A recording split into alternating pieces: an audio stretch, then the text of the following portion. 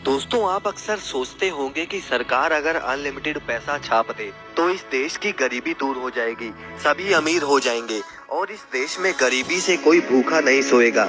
अब आपको मैं बता दूं,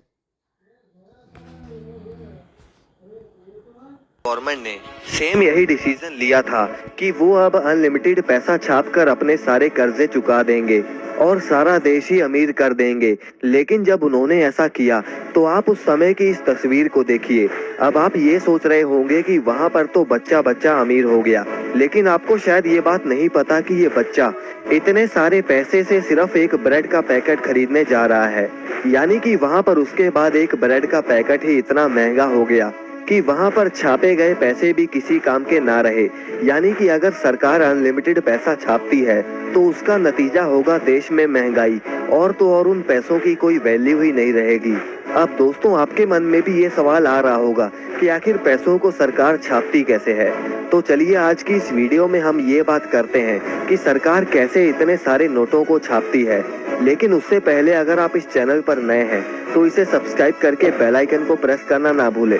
तो चलिए वीडियो को शुरू करते हैं। तो दोस्तों, सबसे पहले फैक्ट्री में कॉटन्स के बड़े बड़े बंडल्स आते हैं और अब इन कॉटन के बड़े बड़े ब्लॉक्स को अच्छे से मैश कर दिया जाता है।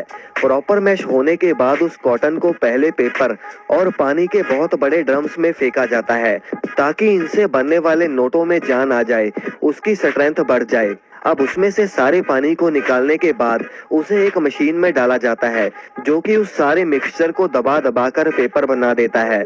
अब दोस्तों, आपने देखा होगा कि इंडियन करेंसी पर गांधी जी का वाटरमार्क होता है और यही वाटरमार्क करेंसी को बनाने में सबसे पहले लगाया जाता है। अब एक तरफ मशीन में वाटरमार्क पेपर पर चढ़ता है और दूसरी तरफ वही पेपर का बड़ा सा रोल बनता रहता है। अब उसी बड़े से रोल में से कुछ पेपर का सैंपल इंस्पेक्शन टीम ले जाती है ताकि वो चेक कर सके कि कोई गलती तो नहीं हो रही। अब उस बड़े से मदर रोल को 3 रोल्स में कटिंग कर लिया जाता है जिससे उन्हें आगे का प्रोसेस इजी रहे।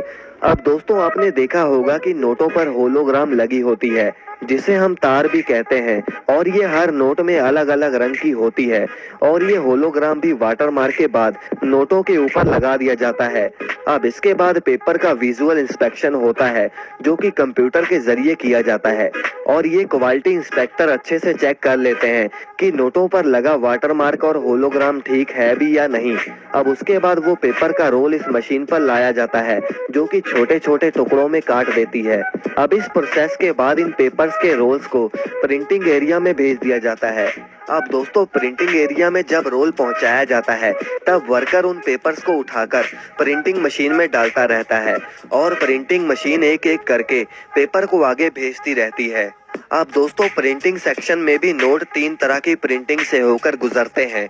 अब जैसे कि पहले पेपर ऑफसेट प्रिंटिंग से होकर गुजरते हैं। जैसे कि ये देखिए, ये मशीन 50 यूरो का नोट छाप रही है और इसमें रेड और ग्रीन कलर यूज होते हैं और इसीलिए मशीन में भी रेड और ग्रीन कलर वर्कर्स द्वारा डाले जाते हैं। अब इसके बाद क्वालिटी इंस्पेक्टर ये चेक करता है कि करेंसी पर लगा कलर कहीं ज्यादा डार्क या ज्यादा लाइट तो नहीं हो गया, और इस प्रोसेस के बाद नोट जाते हैं सिल्क स्क्रीन प्रिंटिंग में। अब जैसे कि इस नोट पर 2000 लिखा है जो कि एक एंगल से अलग रंग का दिखता है और दूसरे एंगल से उसका कलर चेंज हो जाता है, तो ये वाली प्रिंटिंग सिल्क स्क्रीन प्रिंटिंग में करी जाती है। अब फाइनली लास्ट टाइप की प्रिंटिंग है इंटेलियो प्रिंटिंग। अब इस प्रिंटिंग में नोट के ऊपर टेक्सचर प्रिंट करे जाते हैं जिससे अगर आप नोट के ऊपर हाथ लगाते हो तो आपको पता चलता है कि कुछ लिखा गया है, और उस तरह के टेक्सचर इंटेलियो प्रिंटिंग में लगाए जाते हैं।